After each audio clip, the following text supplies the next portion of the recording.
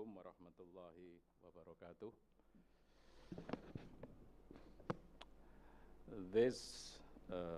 Today is the last day for our summer school, so we will have a good researchers, senior researchers on Indonesia, on Turkey and Kurdistan especially. In front of us, Professor Martin van Bruinessen. His name is very famous in Indonesia because he is really a researcher on Islam, Islamic studies, and all other related areas here. Martin van Bruinessen is Professor Emeritus at Utrecht University and has held teaching and research position in 4 countries: Indonesia, Germany, Singapore, and Turkey. Originally trained as physicist, he later switched to social sciences. He carried out extensive anthropological fieldwork in the various parts of Kurdistan, namely Iran, Iraq, Turkey, and Syria during 1974 to 1976, and has frequently revisited the region on shorter research trips. His original main interest was in the transformations of the traditional social structure such as the tribe and the Sufi order, and the emergence of the Kurdish nationalist movement. During the 1980s and the first half of the 1990s, due to the vicissitudes of the academic job market, Indonesia became his primary area of research, in which the focus was on various aspects of Islam: radical Islam, syncretistic and religious practices, ulama and Islamic education, and especially the Sufi orders. Since the mid of 1990s, his research time has been more or less equally shared between Indonesia, Kurdistan, and Turkey. In both regions, the research has focused mainly on religious authority, institutions of Islamic education, Sufi orders, and heterodox religious communities. The movements of the people and ideas between these regions inevitably came to figure prominently among his interests. The topic of Keynote Lecture this morning is Indonesian Islam undergoing a process of Arabization due to the increased movement of people, money, and ideas? Very interesting and important topic. Professor Martin, you have 30 minutes, around 35 minutes for a keynote speech, and then followed by the questions and answers and discussions. Without further ado, please the floor and the screen for viewers, because you will use PowerPoint presentation. Thank you.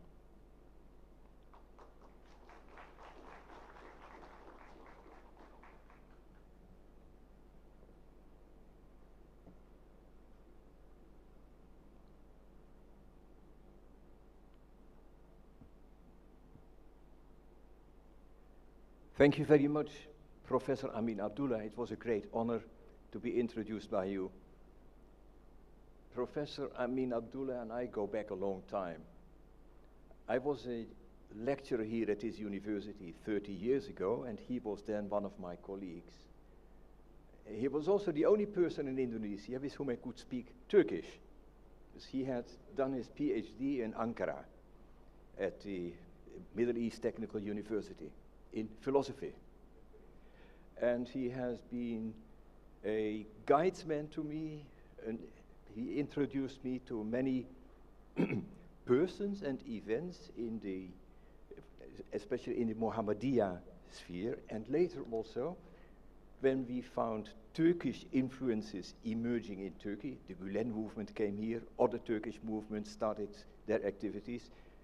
Professor Amin, who was in touch with them, helped me understand the rise of Turkish influences among the many different foreign influences impinging upon Indonesian Islam. I will try to say perhaps too many things in a half hour, so I have to be brief about every one of them. I start with, here is my first problem. I'm trying to share my screen, but the thing there doesn't follow me. Could I ask you if you can from there switch slides? If I say next slide, could you just, that might be the easiest thing.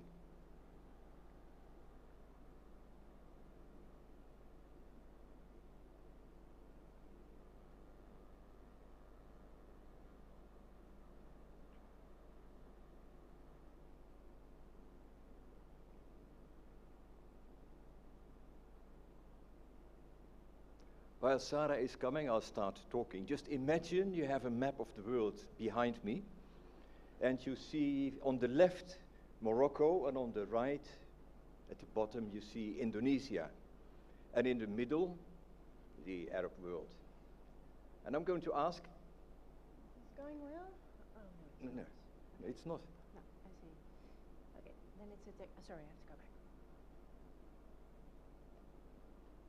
I wanted to start with the question, how do we define what a center is and what is periphery? Indonesia has 240 million Muslim inhabitants, and is in that sense the largest Muslim country in the world. India has only slightly fewer, what very few people realize, 220 million. Pakistan, 210 million. Bangladesh, 165 million. These are all 2020 figures. And compare this to Egypt, 93 million in the same year, or Saudi Arabia, 31 million. It seems that demographically, the real center of Islam, the real heartland of Islam, that for most Muslims is East and South and Southeast Asia. But somehow, neither South Asians, and especially not Southeast Asians, do perceive themselves to be at the center. There is a strong sense of, yes, of being marginal and peripheral. And real Islam and the sources of real Islamic authority do not lie in Indonesia, but lie elsewhere. There are many ways in which we find this concept of a center somewhere else imagined. Those who pray 5 times a day do so in the direction of Mecca, obviously. And more importantly, the dead, and in Indonesia, the dead are perhaps more important than in many other cultures.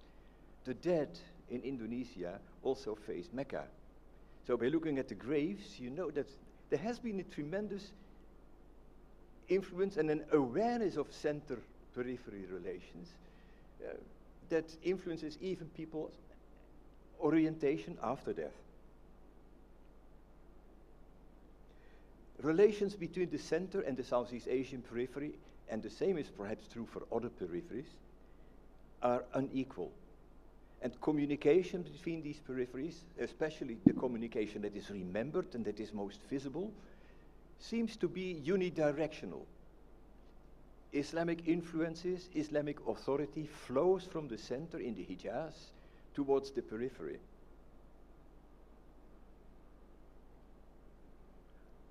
Now I really need my next slide. Can you help me? Ah, there it is. Here mobility comes in. The great British Indian author V.S. Naipaul briefly after the Iranian Revolution, wrote a book that made a great impact among the believers, a journey among the converted peoples. He didn't seem to realize that Arab Muslims are also converted, at least their ancestors, once at a time.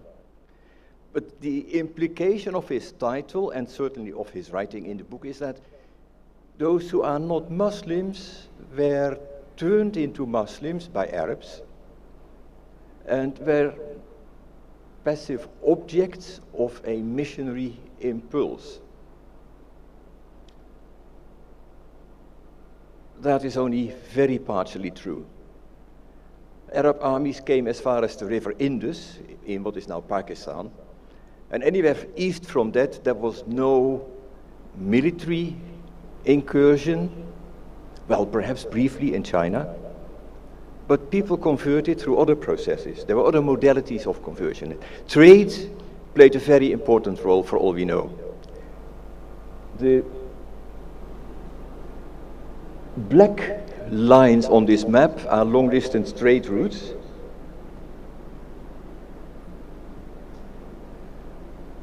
The red lines represent the journey of one very famous Arab traveler, Ibn Battuta,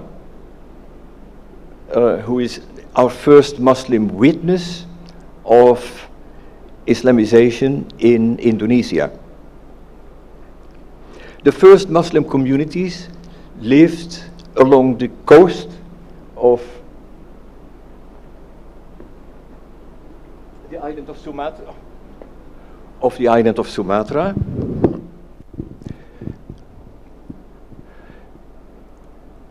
But much earlier than in Indonesia, there were already Muslim communities in southern China along the coast.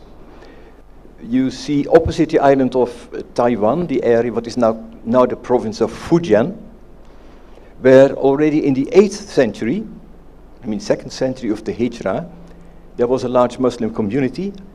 Thank you.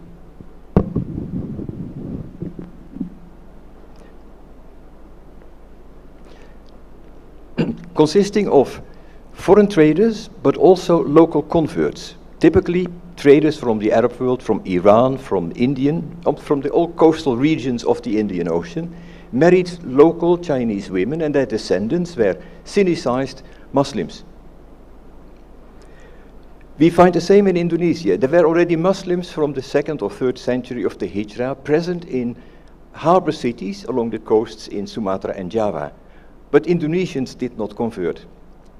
Conversion started in the 13th century and took on in the late 14th and 15th, relatively late, although there had been Muslim presence. So that raises the question, why do they start converting only at that time? What has changed?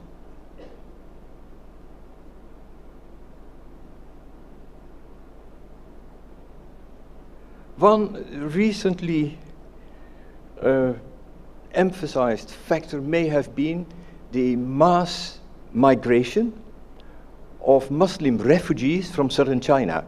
In the 1360s, the Chinese government clamped down on Muslim communities along the coast, and hundreds of thousands Chinese Muslims fled towards the south, many of them settling in Sumatra and in Java.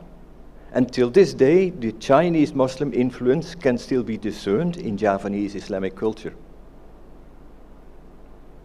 So there may have been a push, a factor persuading more local people to adopt Islam. I tend to believe, or perhaps I like another theory better, that perhaps something had changed in the nature of Islam that made it more compatible to Indonesian needs. And that especially would be the rise of organized Sufism in the form of Sufi orders and standardized packages of Muslim devotions and spiritual exercises that by Southeast Asians could be used to develop spiritual insights but also magical powers. Contemporary chronicles from Java write that at the time of the conversion from Hinduism to Islam, the Javanese were especially interested in acquiring supernatural powers. And therefore they adopted those techniques within Islam that added to their spiritual powers. There was also something, there were numerous kingdoms in Java and Sumatra, and the kingdoms had a strong sense of a distinction between a center, a magical, spiritual center, which you can visit here in Jogja. The Kraton, the palace of the Sultan, is the spiritual center. An area belonging to the Kraton, and then a periphery. Center-periphery relations have always been central to the cosmology of the Javanese. And when they understood there is this strong magical center to which all the dead direct their faces and the living direct their faces while praying, Mecca became like a sort of super center. So we find Javanese kingdoms especially interested in acquiring the sort of spiritual power that is present in the center of Islam, in Mecca. It is only in the 17th century that we find information about individual people who have visited Mecca. We know their biographies. Most of them came from court circles and have been actually sent to study in the Hijaz, in Mecca and Medina, by the court, to return to the court with additional new powers. In the perception of Javanese and Indonesians in general in that time, adopting Islam did not mean that you get rid of all the rest. Islam was additional. It was an additional source of spiritual power and magical prowess. And more important, I think, is the fact that the Islamization, the ongoing Islamization, the gradual change of cultural patterns, the change of people's behavior, change of tastes, change of material culture under ongoing Islamization is carried out by indigenous people. Indonesia was Islamicized by Indonesians, not by Arabs. Although contemporary Arab communities in Indonesia would like to rewrite history and give a more important role of their ancestors, the most important factors in Islamization was indigenous Indonesians studying in the center in Saudi Arabia and returning and changing practices at home.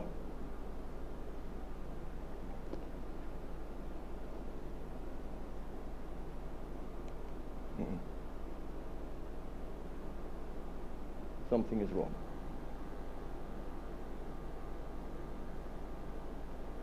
Can someone help me with the slide? Or just put on the next slide.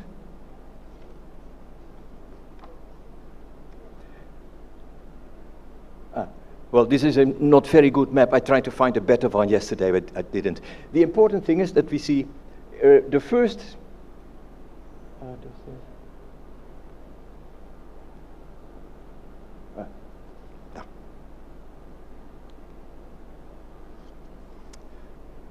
I apologize for my clumsiness, but yeah, one more and one more.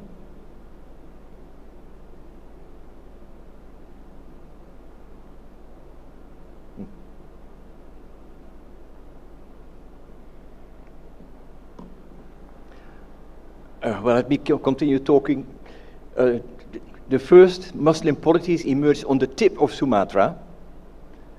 Later, the center of Islamic culture shifted to the mainland Malaya, to the city of Malacca. In 1511, the Portuguese occupied Malacca and thereby shifted Muslim trade from the area of Sumatra's north and east coast and Malaysia towards Java.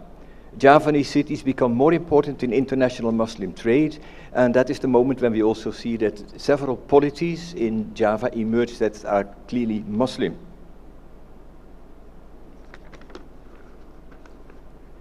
So about the modalities of conversion, that was another slide after that. I already mentioned the influx of Chinese after the 1360s.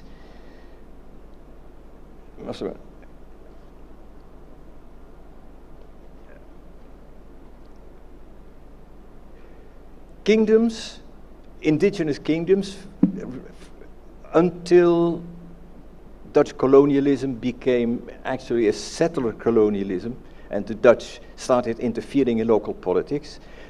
Indonesian kingdoms were the centers of Islamic knowledge. There were at the court always religious scholars. Some people who had been trained in the center for 10 to 20 years and were really great scholars of the traditional Islamic sciences, of fiqh, of aqidah, tasawwuf, philosophy even, but who also taught spiritual techniques that could be used for magical purposes. When the Dutch finally, in the course of the 18th and 19th century, became political actors within the island of Java, most of the kingdoms were either lost their complete independent power or were abolished. And we see that the center of religious learning shifts from the court to Islamic schools in the hinterland. We see that pesantrens start functioning as new centers of Islamic knowledge that do as the same as the courts had done. They send some young people to study in the Middle East and come back with religious knowledge. This has been going on for many generations, and we see within each coming generation there is a little change. The young generation comes back, finds their parents' practices, the practices of established Islamic authorities, the knowledge of established authorities, not really acceptable by the standards they have come to adopt in the Middle East. And they start challenging the authorities. So it is an ongoing generation conflict that acts as the engine, the motor behind ongoing Islamization. Even in Sufi orders, if a sheikh required an ijazah and a strong silsila in Mecca or Medina, settled in Java, had numerous followers, had several khalifa to replace him, those khalifa who were ambitious had to go to the center to do tajdid bay'ah, to renew the initiation and get a somewhat shorter and thereby more prestigious silsila before they returned. So we find, even within Sufi orders, there is a shift. Every generation goes back to the center. There is not a lasting cultural presence of a single order, but it keeps being renewed from the center. And that goes on until the Saudis take control of Mecca and Medina, and it becomes very difficult for Sufi orders to continue practicing as they did before. As more and more people return from study in Mecca and Medina, a polarization of Indonesian society starts occurring. Merle Riklefs, great historian of Indonesia, one of his last books is called Polarizing the Javanese, Polarizing Java. It's about this process where you find communities that are called white communities. They are either returnees from the Hijaz, as Hajis, or as people who have studied there. They are teachers of Islamic schools and students of Islamic schools. And they are like tiny little white islands in an ocean of indigenous people, peasants mainly, who are dressed differently, whose color is called abangan, red. We find an opposition between white and red. White is the more dynamic, the factor challenging red practices. And white and red continues working in Indonesian history in the early 20th century, when the first nationalist association is established, Syarikat Islam, in which both practicing Muslims and those who were only superficially Islamicized took part. After 1920, we find a separation. There is a wing that is called the white Syarikat Islam, and a wing that is called the red Syarikat Islam, which became the Communist Party of Indonesia. They emerged from the same nationalist impulse, Islamist political parties and communist political parties, both representing this desire to change, to improve the country, to make it independent. But politically they are separated, they're opposite. You find the two opposites still united in the Indonesian flag. Red and white in the Indonesian flag is not just the Dutch flag minus the blue. No, it is a synthesis of two cultural strains. There used to be important elements in society present and active until 1965, when there was an attempt at a military coup, for which the leader of the Communist Party expressed his support. The general who came to power after suppressing the coup leaders organized mass killings of communists. The Communist Party at that time was allegedly the largest in Asia after China, with 3 million alleged members. All of them Abangan, the red people. The military organized mass killing of Abangan, in which 500,000 to 1 million were assassinated. The killers, most of the killing was done by white young men, students from Pesantren, or young activists of reformist Muslim movements. A traumatic event which still haunts Indonesia and which few people dare to speak about. People feel that even mentioning it can create chaos in the country.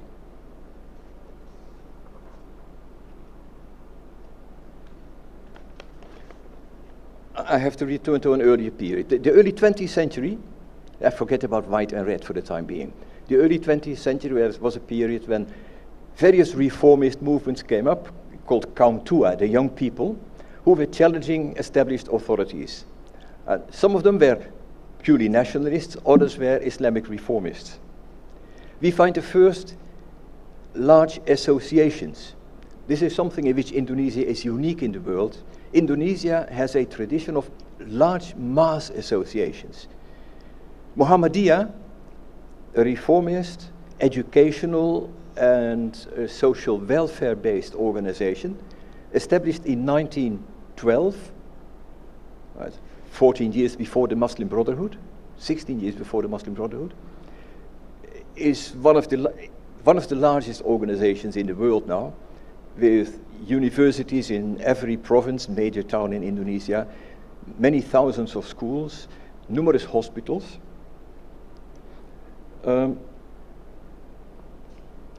Among the Arab community, reformists clashed with the Sayyids, the Habaib, about whom we heard the day before yesterday, and challenged the authority that these Habaib, these Sayyids, these alleged descendants of the Prophet, arrogated to themselves, and established a reformist educational organization called Al-Irshad, which modeled its education initially on modern Egyptian secular education, but in the course of time became more Islamist.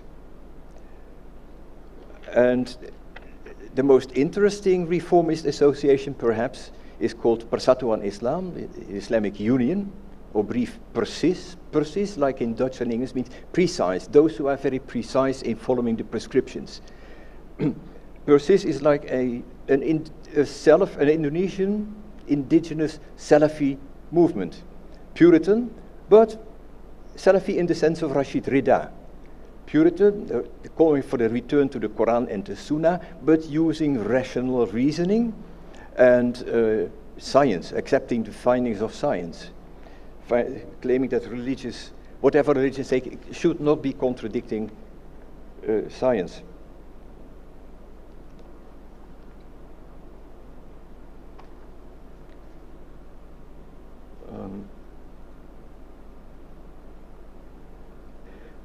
There is one person who plays a very important role in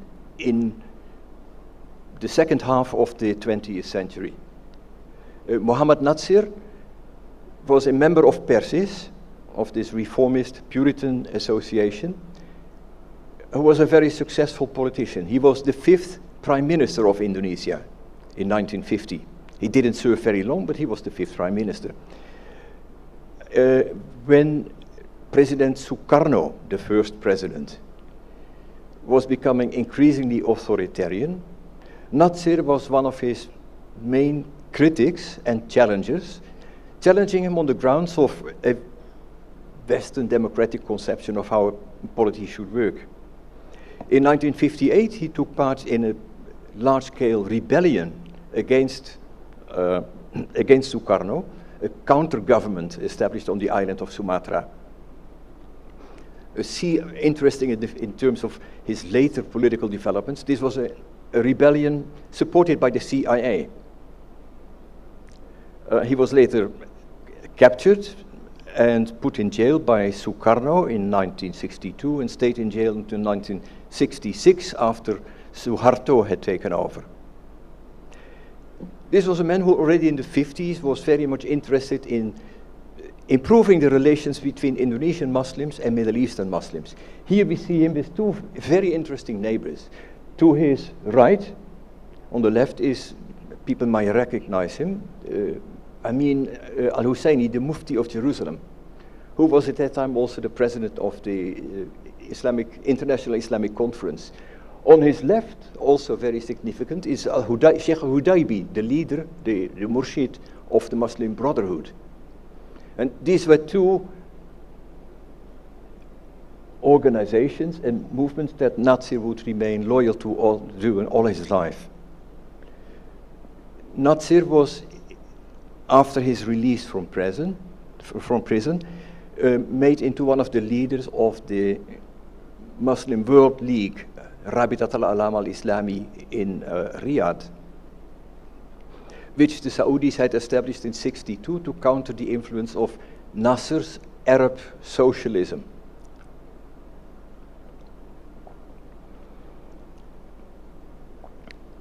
Nasser was the only Indonesian that most Arabs knew and trusted.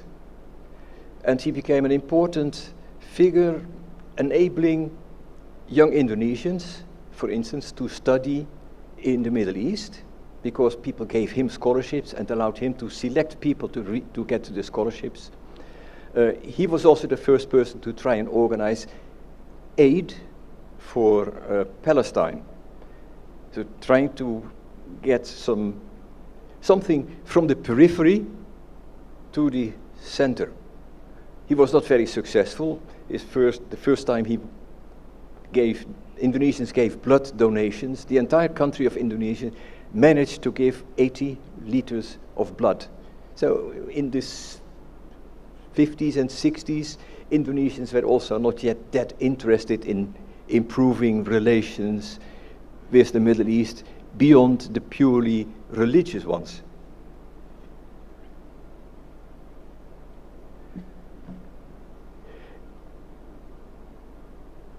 Nasir was never allowed to take a public role in politics anymore, and in '67 he established an organization for da'wah. He and his friends had attempted to persuade fellow Indonesians that Indonesia should become an Islamic state, that elements of the Sharia should be enshrined in the constitution, and that Muslims should be obliged to live according to the Sharia. But the vast majority of Indonesian Muslims didn't want that. So perhaps it is a logical reaction by him that he says, well, in that case, we have first to turn the Muslims into better Muslims. So we get the next wave of ongoing Islamization, a concerted attempt at da'wah among the Muslims.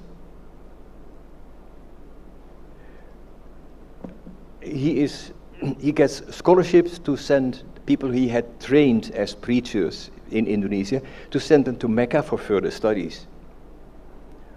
Many of these people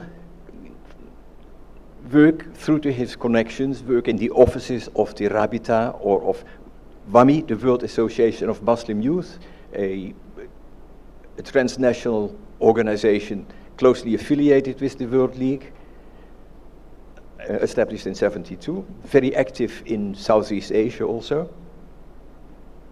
And they meet Muslim brothers in the 60s, 70s, and 80s. Many Egyptian Muslim brothers had sought refuge in Saudi Arabia. and many of the Indonesians are influenced by Muslim Brotherhood ideas, and some of them are inducted as members of the Muslim Brotherhood. And upon returning in the 1980s, we find the first organization of the Muslim Brotherhood by returnees from Saudi Arabia in Indonesian universities, especially in the technical universities. ITB, here in Jogja, Gajah Mada was also quite strong, Bogor, and Indonesia's best universities, not the religious universities, here you don't find them, this one, but in the general universities, you find networks of usra, family, small training groups organizing training sessions and so on. And after the fall of Suharto, many of these groups that had led an underground existence come to the surface and establish a political party, the Party of Justice, later renamed Party of Justice and Welfare. In the 1990s, the Muslim Brotherhood loses its popularity in Saudi Arabia because of Saddam Hussein's occupation in Kuwait. The Muslim Brotherhood is perceived as supporter of Saddam Hussein. So Muslim brothers are removed from, expelled from Saudi Arabia, or certainly removed from places where they could have influence. And the Saudis start pushing literature, written by Saudi Salafi scholars.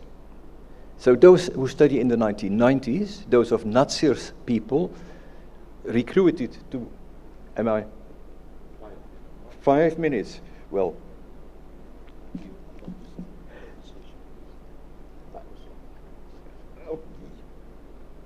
I should focus on Arabization. Now these people come back, they Islamicize, they Salafis, the Salafi associations, when Salafis return from Saudi Arabia, their Salafi focuses on the purification of ritual, and the minutest details of ritual, and on cleansing it of anything that is not present in the Islam as practiced by the first generations of Islam. And they find lots of practices in Indonesia to cleanse. So the arrival of Salafis, who dress somewhat differently, initially they dress in white jubbas, like wearing white turbans, have the characteristic short trousers. They attack all sorts of practices that are very dear to many Indonesians. And Indonesians perceive this as an attack on Indonesian culture, an attack on Islam as embedded in Indonesian culture. So this is a moment when Salafization is often called by people Arabization. And we find many indigenous Indonesians who say there should be no reason why Indonesian culture is inferior as a vessel for Islam, for Muslim practices and Muslim devotions, than Arab culture. So from the 1990s onward, we see this debate, but it seemed, certainly until very recently, that the purifiers were on the winning hand. So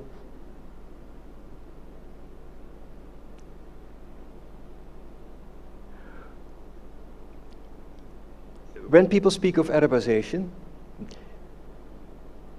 it refers to superficial observations that everyone can make and say, yes, there is something like that. If I compare what Indonesians look like 30 years ago and what they look like today, what they wear in dress, even their body language, I mean, it is different. And they have adopted a style that is expressly Islamic and that some call Arabic, although whatever hijab Indonesian women wear, it is always different from what I see in the Middle East. Moreover, there is this misperception that in the Middle East everyone wears these white clothes and has, I mean, those of us who have worked in the Middle East know that this is not really the case. This Arabization, it's really the adoption of a style that is perceived to be more Islamic and that refers to an imagined Arab world. Well, I have a few slides of material culture in which you can see some form of what people call Arabization. Can I get the next? On the left, you see the mosque in front of the palace of Yogyakarta. It is a mosque. People go there to pray. They pray like Muslims pray anywhere. It is built in a style that those who have visited Borobudur may recognize that very similar buildings were already present on the Borobudur. It is well before Islamization.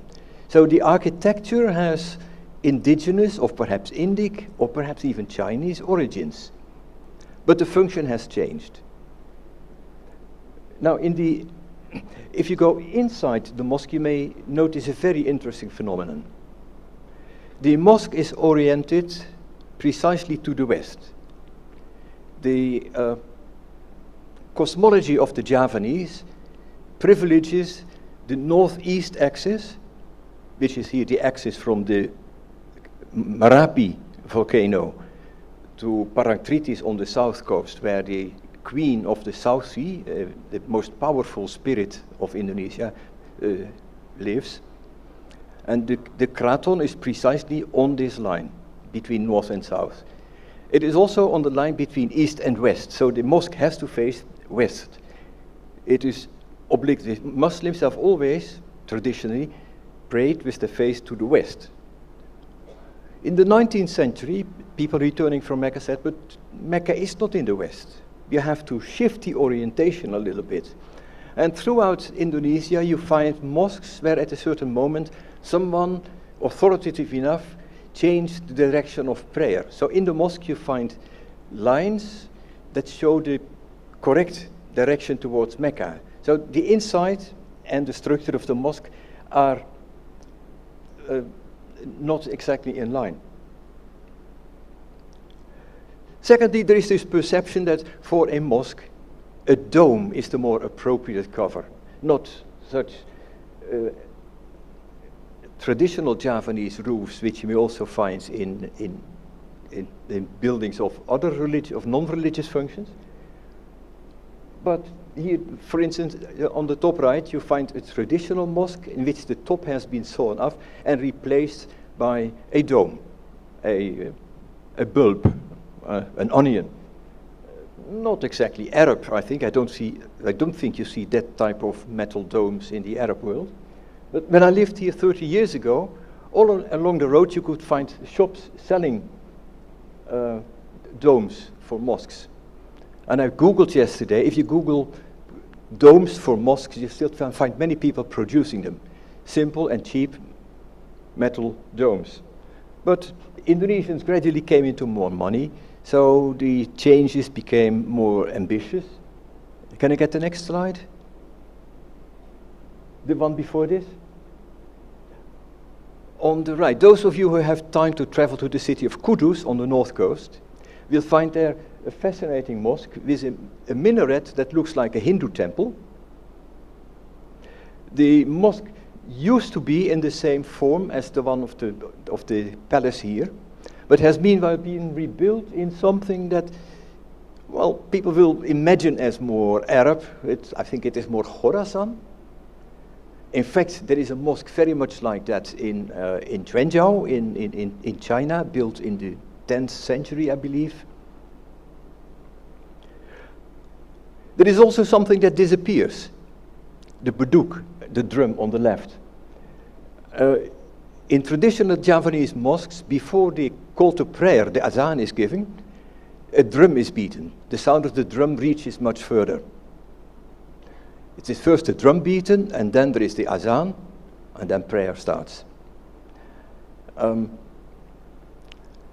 When representatives of the Muslim World League came to Jakarta, and they walked through Jakarta, or they sat on in their hotel and listened and heard these sounds of drums before the azan. They said, well, shirk, shirk. And they try to persuade all their counterparts in Indonesia that this could not really, this is not Muslim. You have to get rid. And unfortunately, I say, the drums are gradually disappearing. You may still find one in the Palace Mosque here, and there are still numerous mosques that do have one, but new mosques do not have such drums anymore. Among the two large associations that we have in Indonesia, Nahdlatul Ulama and Muhammadiyah, Nahdlatul Ulama for a long time considered the drum a symbol of its identity because it represents an Indonesian cultural element belonging to Muslim practice. It's not part of devotion, but it's an element of the context of devotion that held very dearly. But even in Nahdlatul Ulama mosques, the drum is gradually disappearing. So this is another element of what you might call Arabization, or perhaps purification of Islam in the material culture. I think I really have to speed up and get towards a conclusion. Oh, the next slide shows an imagined rich Middle East. On the left is the large mosque in Surabaya, and a more recent one on the right in Depok, the place where many Universitas Indonesia and also the new International Islamic University of Indonesia are located. The mosque is built in a very poor neighborhood, but it clearly appeals to a well-to-do and socially upwardly mobile constituency. It has nice domes, but I think they're not exactly the sort of domes that you find in the Middle East. The one on the left has been imitated by thousands of little mosques in East Java, meanwhile. Indonesians all perceive this as a process of Arabization, but it's a shift of fashion, mainly. Now, against the threat of Salafism, further purification, threat to all these cultural expressions of Islam in Indonesia, some people in the Traditionalist Association, Nahdlatul Ulama, try to put up a more concerted defense, developing the idea of Islam of the archipelago, Islam Nusantara. It is not clear what they mean by it, but it involves certainly a respect for the tradition associated with the saints who Islamicized Java, the practice of ziyarah to the graves of the saints. The Pesantren is the major institution. The Pesantren Traditional Educational Center is the major institution of Islam Nusantara. Practices such as tahlil, reciting the La ilaha on the first 7 days after someone's death, and again on the 40s, on the 100s, and the 400s. Maulid, reciting manaqibs as a way to ward off danger, to exorcise. I mean, some of the uses to which these things are practiced are clearly pre-Islamic, but Sufi orders, and another element considered central to Islam Nusantara, respect for the unitary Indonesian state. In other words, a firm rejection of the idea of the Islamic state. Arab Islam is, in the perception of Indonesians, often associated with the idea of an Islamic state. Islam Nusantara managed to get a lot of support when Nahdlatul Ulama in the current government joined the coalition around Jokowi, President Jokowi. And Jokowi and his people, his security, his intelligence people especially, have tried to use Islam Nusantara as a political tool, but perhaps also as a form of soft diplomacy, as an export product. It is, for the first time, Indonesians are considering that perhaps we do have something to offer to the rest of the world. For a long time we were happy to be in the margins and just accepting what comes from outside, but now people say Islam Nusantara is a gift of Indonesia to the world. And the ministry, the government has earmarked funds to spread the idea, spread knowledge about Islam Nusantara in other Muslim countries and also in the West, in China, in Japan, because they want to position themselves as the leading force of moderate Islam. So the government also emphasizes the idea that Islam is under threat of being radicalized, and Arabization is one term often applied to this radicalization of Islam. And we in Indonesia, we have the cultural wherewithal to protect Muslims from this radicalization by offering our interpretation and our accommodations. This is the first time since the 1950s. In the 1950s, there was also a brief period when Indonesia was at the forefront of what we later came to call the Third World.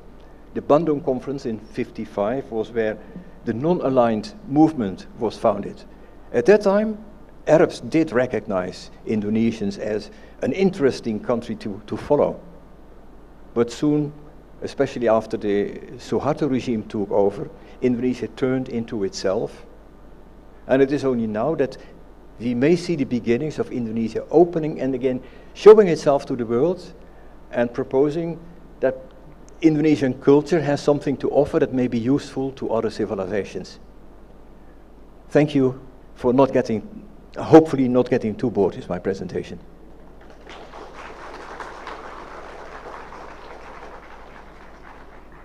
Excuse me.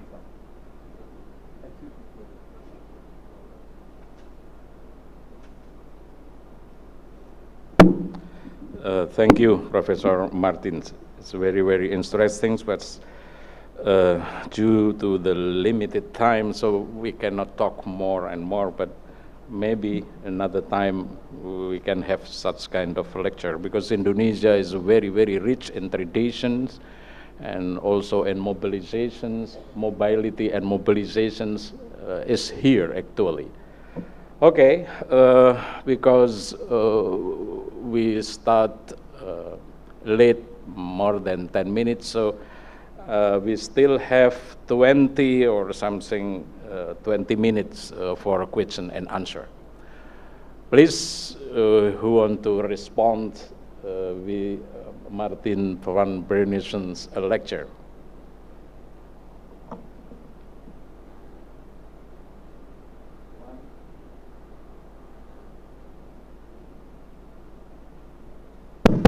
Please.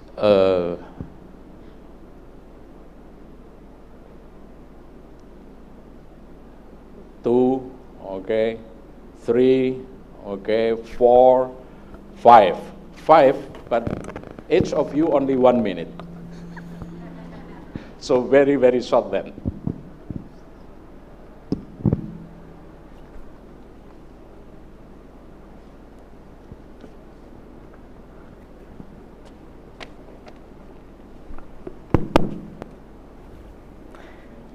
Thank you. Selamat pagi, Pak Martin. Yeah. I'm Iqbal Ahnaf from CRSCS WKMs. Good. I came a little bit late, but I just follow the lecture, the last part of the lecture. Just one question. You mentioned about the transmissions of the Muslim Brotherhood to Indonesia and the connections of the groups with how it was removed from the Saudi. Once it was there for a while, and then it was no longer that strong there. And if you look at the history of the organizations since it came to Indonesia in 1980s or earlier than that, what do you think has changed, and what is persisted in terms of the dynamics of the organizations, and how do you see it in the future? Thank you. Okay, thank you. The second? Okay. Mr. Martin, I just want to ask, is Islamization is always the same thing with the Arabization, or this is two typology, two different typology? Maybe just that's my question. Okay. And then I see that one, the third one. I did not understand your question. Please repeat. Just now you explained us many things about the Islamization. Yeah. Is Arabization is always the same thing with Islamization or not? Maybe just. Arabization Is Islamizations, Yeah. Arabizations, Yeah. something like that. Okay, thank you. Please, the third one. Yes, thank you for the lecture. I would also ask about Arabization and the current, I would say, relationship between Indonesian and Arabs, because if you have Arabization as radicalization, as you said at the end, but still many students are sent there, so is there not a kind of problem or in a dichotomy in thinking in terms of positive, negative things? So one thing, Arabs are seen as negative, as you see, or Arabization, but still in somehow, just to have some that. Good. Okay. Qalansuah, sahibul qalansuah. Oh, Rafiq, ya.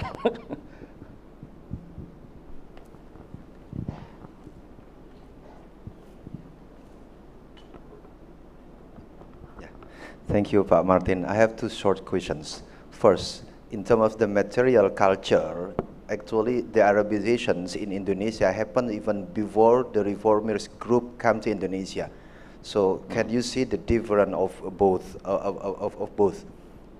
And the second one, that's I'm wondering, that's related to Professor Few's questions. That's the mobility of Muslim scholars, even Muslims, Indonesian Muslim students to the center in the Hijaz. It actually happened long time ago, but it doesn't lead. It didn't lead into radicalizations. Even more, it's about can they appropriate what they get from the Hijaz into the local context in Indonesia. So, can you help us to understand the difference between two kinds of mobility in the previous one and the latest one that led to the radicalization?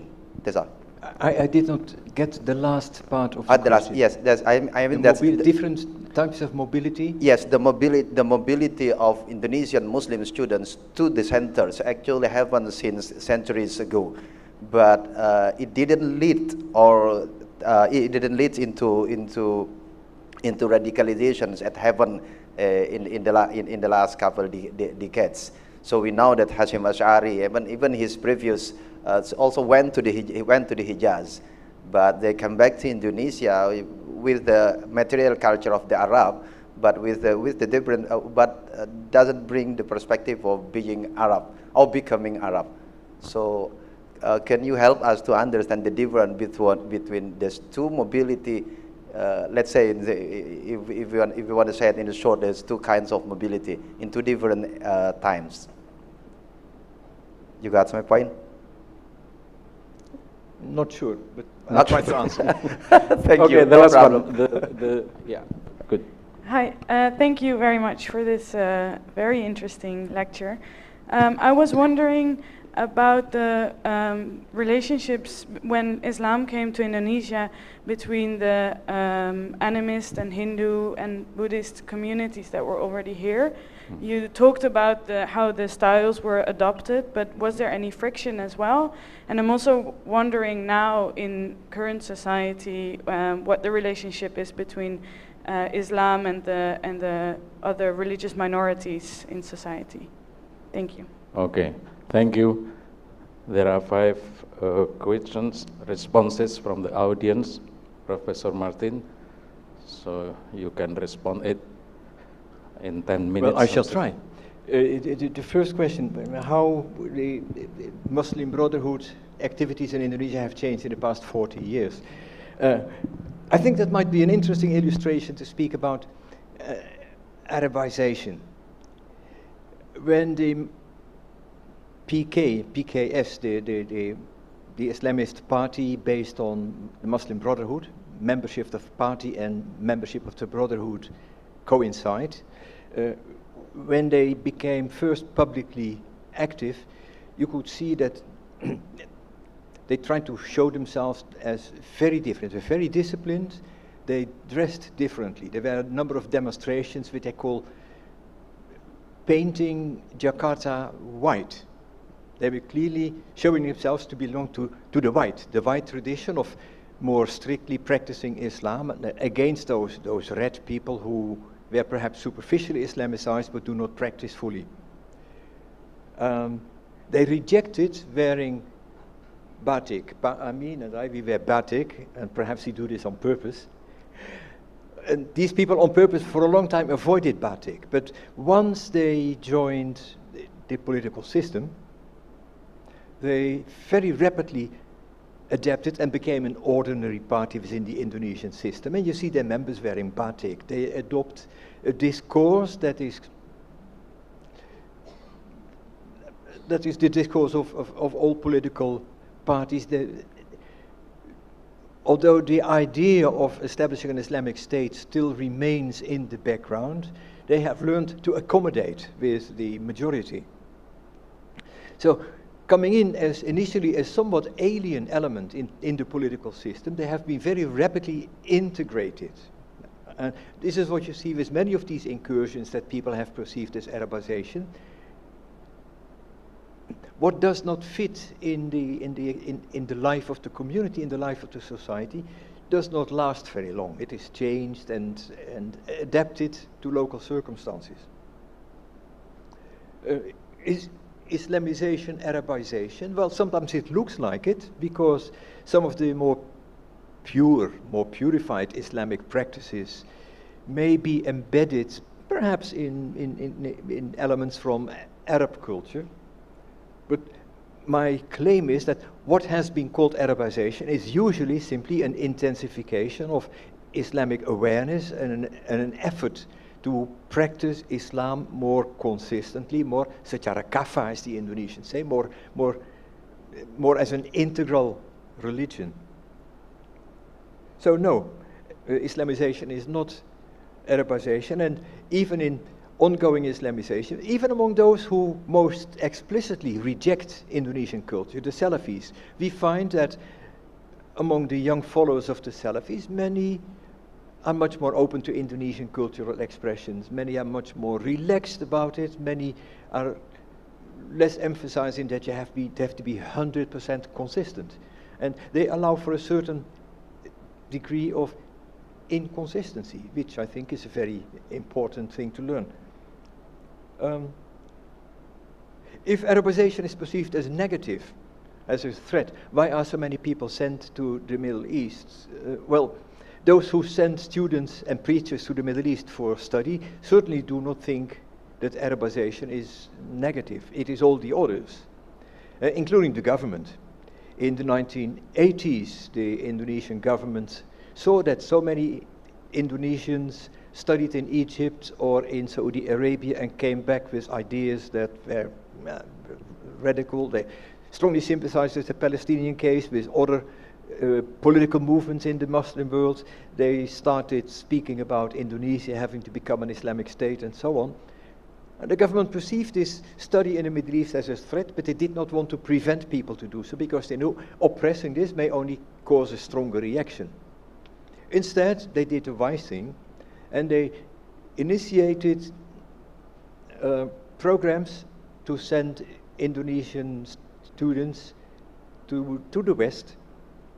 Indonesia already had a number of state institutes of Islamic studies, IAIN, which later became UIN, like the present university.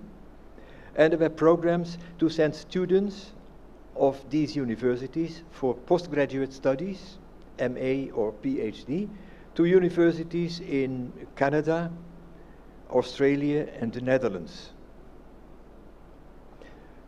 In order to come back as people who have a broader perspective, who do not speak like fundamentalists, but can practice and spread a more liberal interpretation of Islam.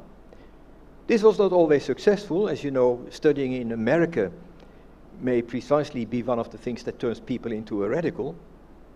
Said Qutb was a literary critic before he went to America and became an Islamist. And many, including some of the important public intellectuals of Indonesia who studied in the United States, became more radical Islamists in the States. But in general, I would say that these institutes, EIN and UIN, which were initiated as what I consider a policy of religious engineering, to create a class of people who can act as religious officials in the various bureaucracies of the Ministry of Religious Affairs, and as Muslim intellectuals contributing to this cause. As such a policy, it was vastly successful. Apart from Turkey, where some of the theological faculties have played a similar role, I wouldn't know any other countries where Muslim religious higher education has been so successful in creating a class of very open-minded and tolerant public intellectuals. Mobility of scholars, yes, of course, mobility of scholars, that was my main point. Mobility of scholars has been the main element in the ongoing Islamization of Indonesia. And it is not only at the time of the Ikhwan al-Muslimun and the Salafis that people come back from the Middle East with ideas influenced by, perhaps by Arabic thought.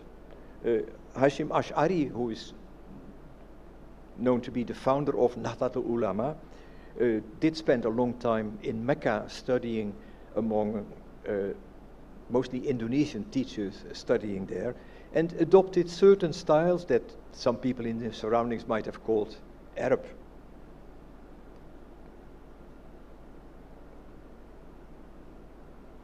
The relation of Islam with, oh yes.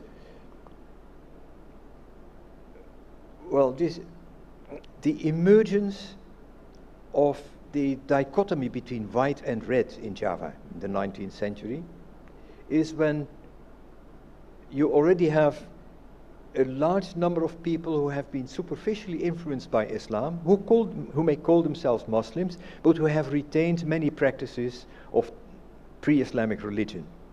Local cults, visiting sacred places that are clearly not Islamic saints' shrines, holding syncretistic beliefs. And when in the 19th century many people started returning who called for a more deeper form of Islamization, those people felt threatened. They were Muslims, but they did not want to become that sort of Muslim. So there is a negative response. Among the so-called mystical movements of Indonesia, Kebatinan movements are a sort of mobilization of this sense of, we have our culture, our spiritual traditions, of which Islam is part, but it's only one part. There are many other parts, and we want to retain all of it. So these movements resisted the ongoing Islamization. But on the whole, in the 70s and 80s and 90s, that was a period of great transformation. These movements were all further marginalized. Interestingly, the first two presidents, Sukarno and also Suharto, initially were supporters of this more syncretistic adherence to traditions that have some Islam, some Hinduism, some Buddhism, something of local origin. But Suharto, in his later years, turned to a more pure form of Islam, and in the 90s especially, the death blow was given to most of these less Islamic forms of religious belief and practice. They remain very marginal. They're still aware, they're still around. There may be an attempt at survival. I see Amana Nourish sitting there, who is studying this revival. But the overall trend has been to a more adhering to a more pure form of Islam.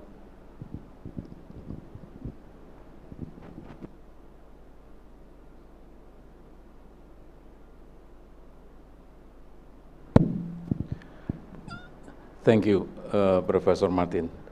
Noredi, we stop here? Okay. Thank you very much, Professor Martin, for your inspiring lecture, and hopefully the audience will continue their research on Indonesia. Okay, big applause for our Professor Martin. Terima kasih. Terima kasih.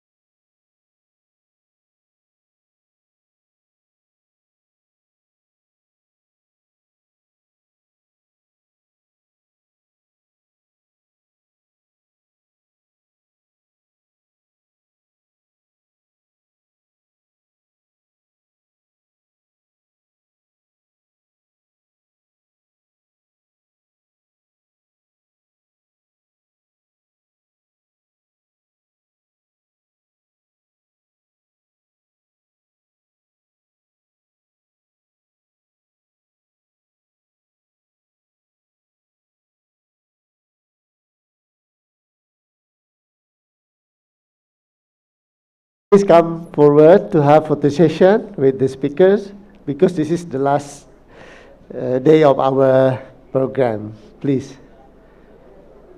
Silakan ke depan berfoto. Ini dengan Pak Martin, Pak Amin, dan semua conveners.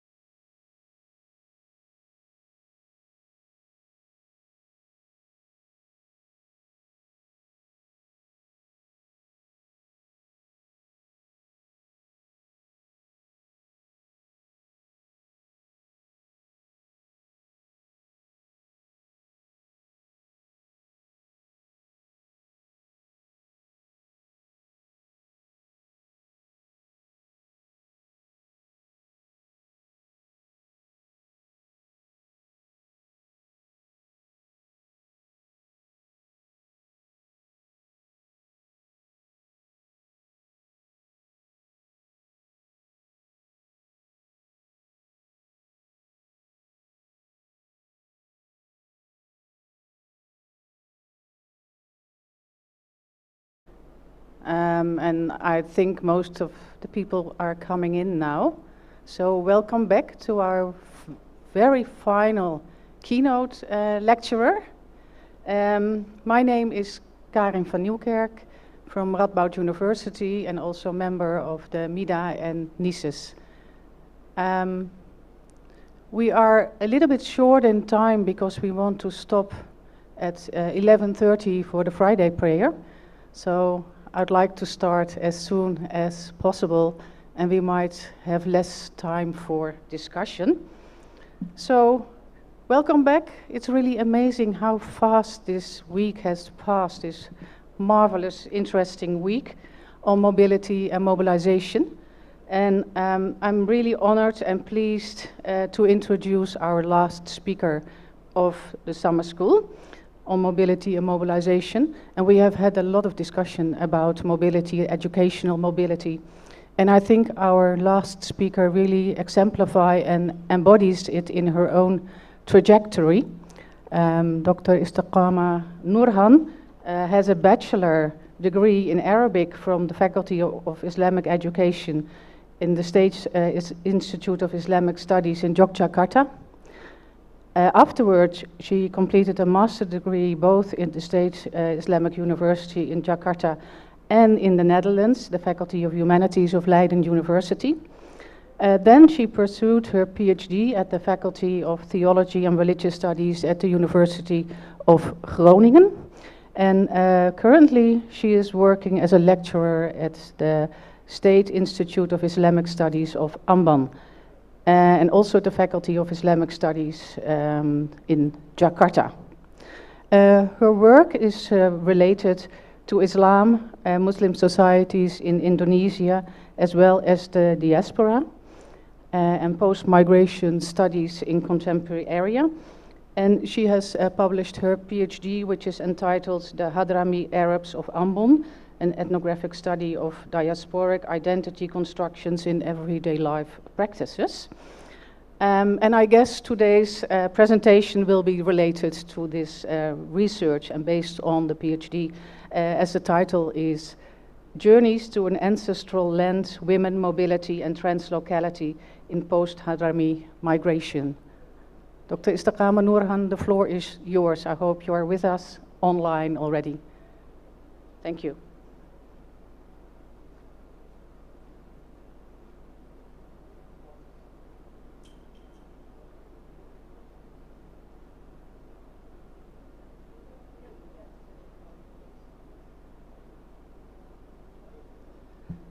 Dr. Istiqama Nurhan, we cannot hear you yet. So maybe you have to turn on the microphone or some other technical issues. No, we can still not hear you.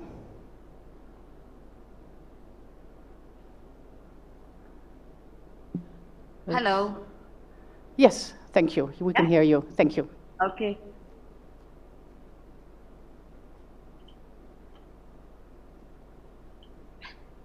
But can I, sorry. I would like to share my screen basically, but I still I have a technical problem for this.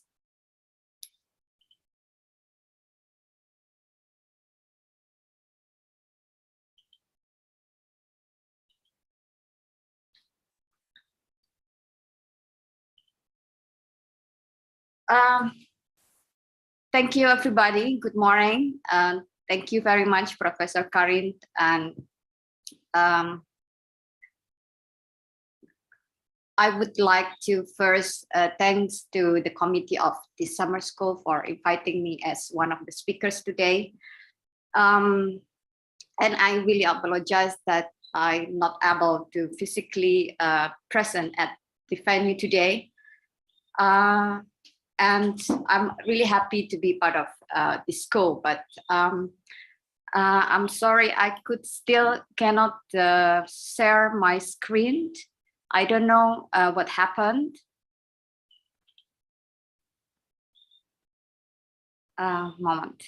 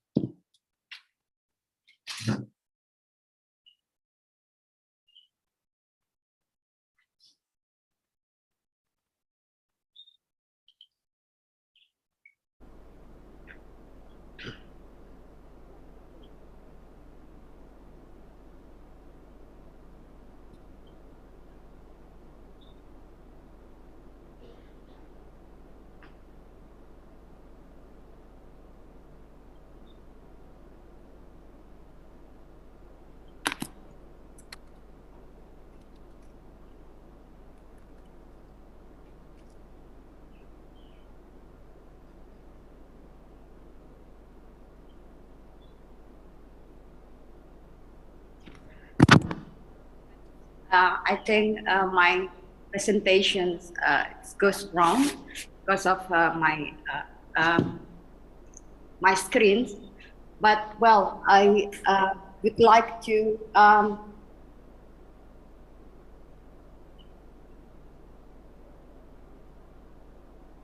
today I'm going to talk about journeys to an uncertain land, gender, mobility, translocality in post-Hadrami migrations.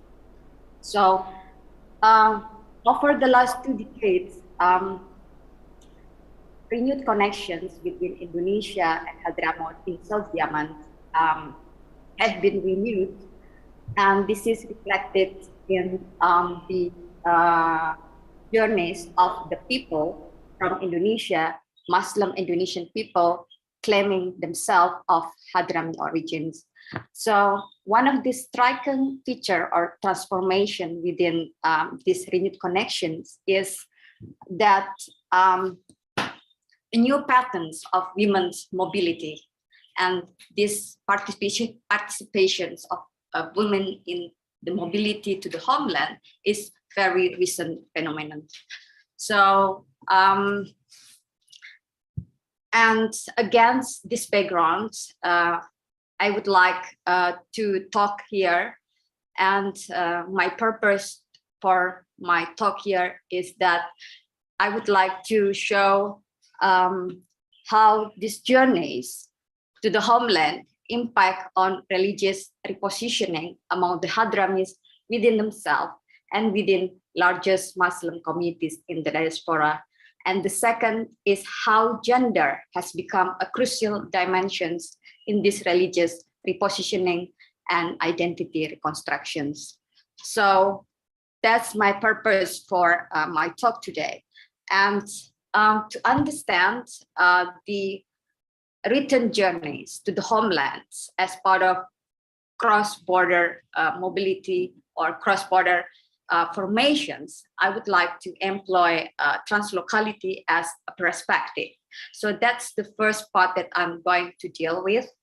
And the second part that I want to deal is about the journeys itself, the journeys to the homeland. And in this part, I would like to describe the context of the renewed connections between the homeland and diaspora, particularly between Indonesia and Hadramaut. And the second related to the role of translocal networks in reconnecting ties and relations between the homeland and diaspora. And the third is how the mobility impact on religious repositioning and also gender identity reconstructions. So I'm really very sorry that I still cannot deal with the technical problem here, but let me just 10 seconds. I will ask somebody to fix my presentation so that we can go back to the PowerPoint that you can see.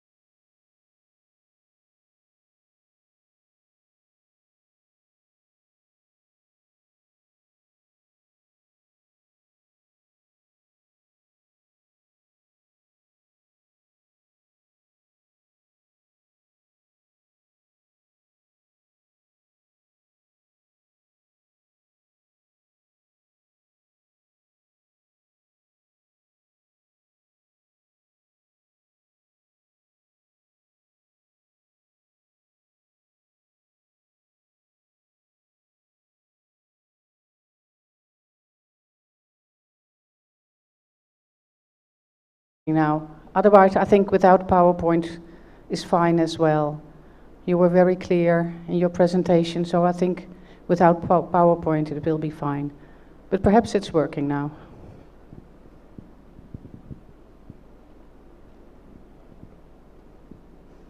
Yeah, has the technical issue been solved or not yet?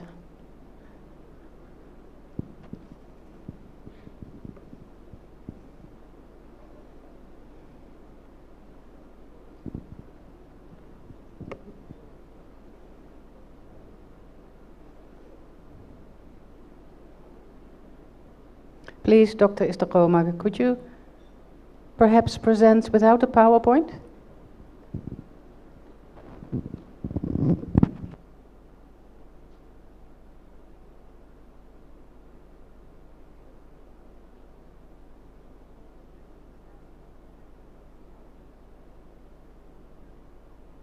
Oh, we have a serious technical problem.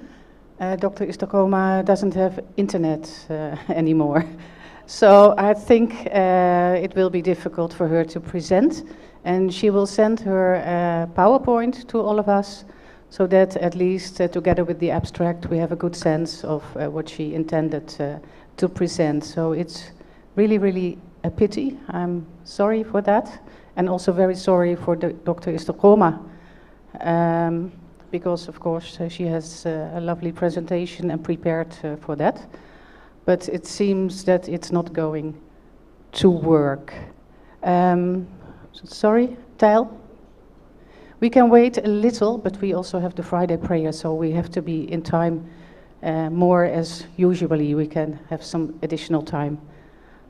So we can wait a little, but Sarah will give us an update if it is going to work. Yeah, but there's no internet, so she can't even present. As soon as there's internet, we try again. Yes, sure.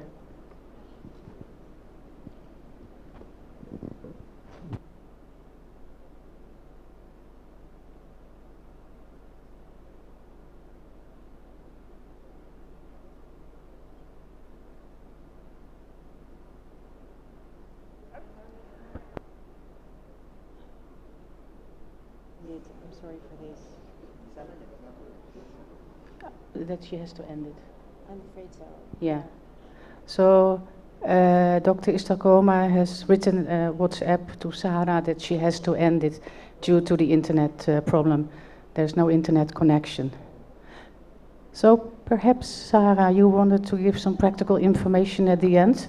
And since this is the end, apparently, I mean, even if she comes back, of course, we will continue, but it seems that the connection is lost. So I give the floor to Sarah. Yeah, okay.